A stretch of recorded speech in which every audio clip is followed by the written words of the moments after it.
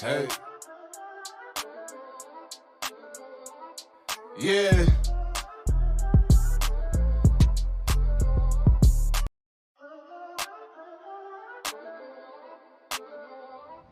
Hey, what's up, you guys? It's yours truly, Zaetherealtor, and it is episode 3 of my mini series of tips, tricks for sellers and buyers alike. Make sure that you guys are liking, subscribing, and clicking the bell at the top of the screen to make sure that you are subscribing to my page. With that being said, we are building generational wealth. We are breaking generational curses. And with that being said, I want to kick us off into episode number 3, which is about more power, more enlightenment. So today we are going to be kicking off on our top due diligence items. For sellers, this is important because it's a great way for you guys to actually get ahead of some of these things when you're selling your home. And also buyers, these are great things to look into when you're buying your home because they can save you a pretty buck later down the line and avoid long-term problems. So you can avoid yourself some pretty problems with this one, right? With that being said, let's kick it off. The first things first that I would say that we must do our diligence on is our home inspection. Honestly, we want to make sure that we're finding a qualified home inspector. A lot of home inspectors could be big time deal breakers. So you definitely want to find a home inspector that is not trying to dig for too much problems. And we're definitely looking for an inspector that is just going to help us figure out what we need to know. He's not going to keep anything from us. However, we definitely just want to know the need to know, right? And also a good home inspector is very tech savvy. So they should be able to draw little arrows, highlighting where the damages are, different structural damages, mechanical or environmental damages that we might need to. And also they deliver in about 72 hours. So if your home inspector is not delivering that report in 72 hours, get rid of that man. Radon test, very, very, very, very important. Why is a radon test important? Radon is a chemical that can be found in the ground, and obviously it can contaminate our earth. You definitely want to make sure that is getting removed. Sellers, if you have to take care of that beforehand, it's usually your duty. Buyers, sometimes you usually have to take care of those things. Getting a radon test is still a non-negotiable. Always, always, always get your radon test. You can also get it wrapped into the cost of the home inspector. Home inspectors also do radon tests as well. It's about $1,850 plus the permit cost, so it runs you about $2,200. Also, you want to make sure that you're doing a sewer inspection. So you want to make sure that you're hiring a licensed plumber to make sure that he's doing what you call a scope inspection. Scope inspections is when he's going to take a little camera, he's going to stick it right down into the sewer. You're going to see all of what's going on through there. You're going to see if there's any cracks or dents or anything like that. That can save you a lot of money because if that sewer line bursts, especially if you're on a main boulevard, here in New Jersey, one of the main avenues such as Bergen Avenue or Springfield Avenue, where there's a double line, and your pipeline, your sewer line was to burst, you would actually be in a lot of money because then you would have to pay for the police detail, for them to come and fix it. So those kind of repairs are very costly. You definitely always want to make sure you're doing a sewer inspection. Get a certified plumber. They know what they are doing.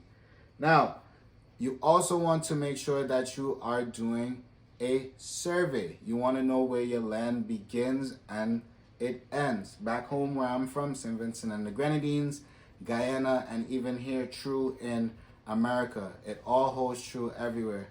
You always want to know where your land starts, where it ends, because there's always somebody that will try to easement or encroach on it. For those of you that doesn't mean, that means steal your land. XOXO. So if you're trying not to make sure that your land is being stolen, make sure that you're performing a survey. And then you would basically find out your need to knows. You will also find out if there's any easements, like I said, any encroachments, or if there are any open permits or violations. A lot of realtors do not do this. However, one of the things that my clients benefit from is receiving an open request. They always appreciate the open request because it lets them know if there's any open permits or violations on the property. So any open permits meaning, has the person expanded the living space?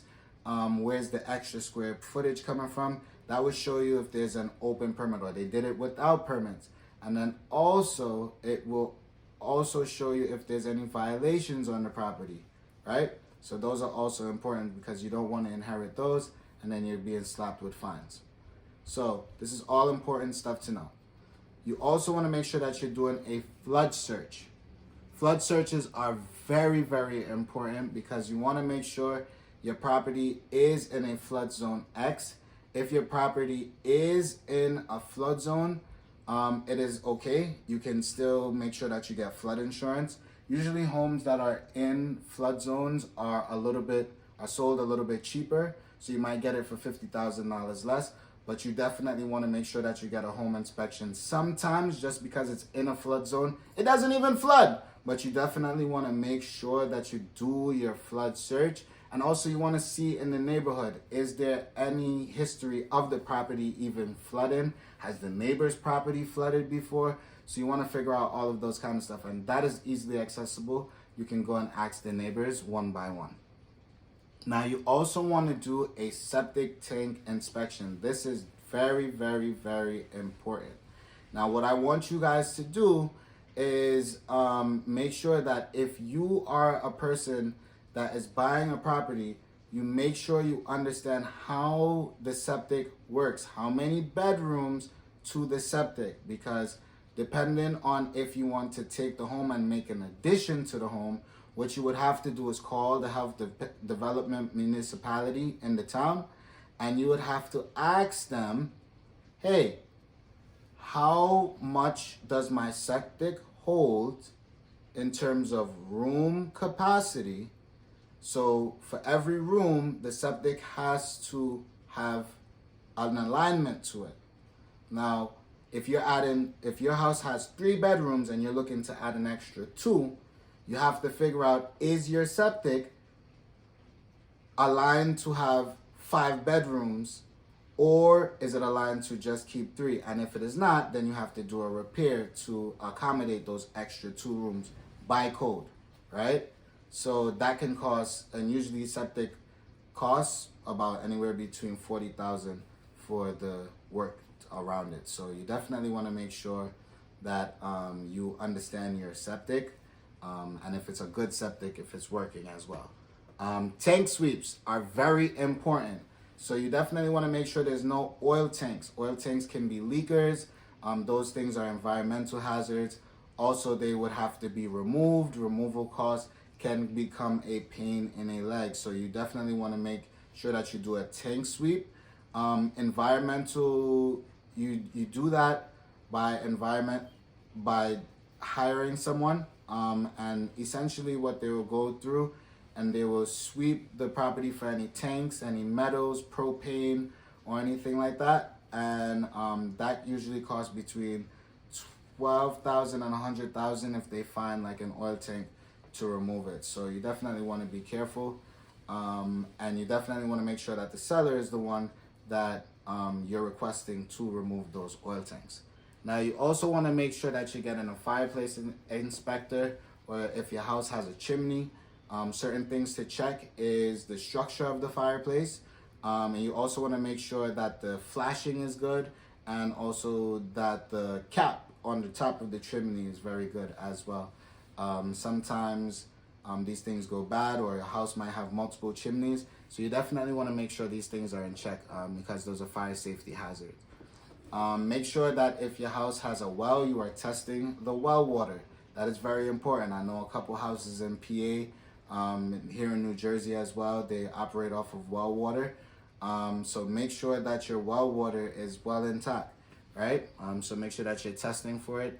You also want to make sure, especially if you're buying a multi-family home, ladies and gentlemen, you are verifying the zoning.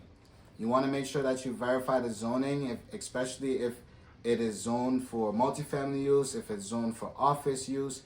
If your home is not zoned for these things, and you go ahead and do those, create, say, maybe a 2-family, and try to make it a 3. If the house is not zoned to be a legal 3-family, you can't technically add on a unit on the top, if that was per se. So you definitely want to make sure that you understand the zoning, and once again, making sure that you are able to, one, renovate, but also are you able to use it as a zoning office or a building. You also want to make sure that you are measuring the square feet and you compare it to the city stats. Please do not take the MLS listing for fact. Make sure that you are going ahead and viewing it on the property tax card.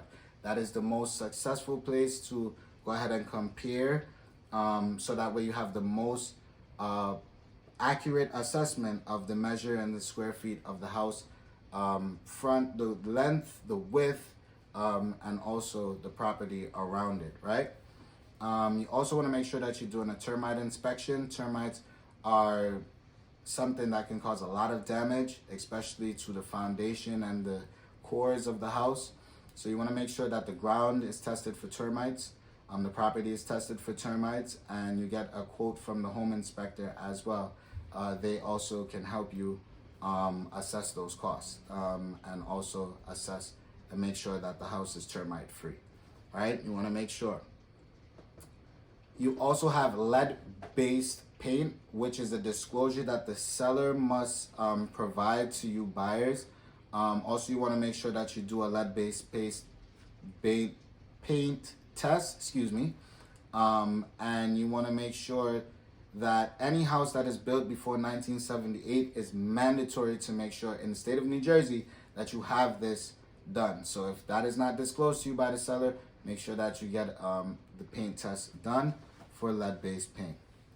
Also, that is very important because it can cause brain damage. So you don't never want little Sally or little Jimmy to go ahead and eat that. It can cause brain damage. You want to make sure that also you read the seller's disclosure. It is a form that they give to you after your offer is accepted, which basically discloses all of the defects that the property might have, and those are it's very important. However, there is a lot of tricky stuff that goes on, so you definitely want to still make sure that you're doing your home inspection and you're getting those things done, because although the seller has disclosed some information, there are certain things that pop up over time with natural wear and tear.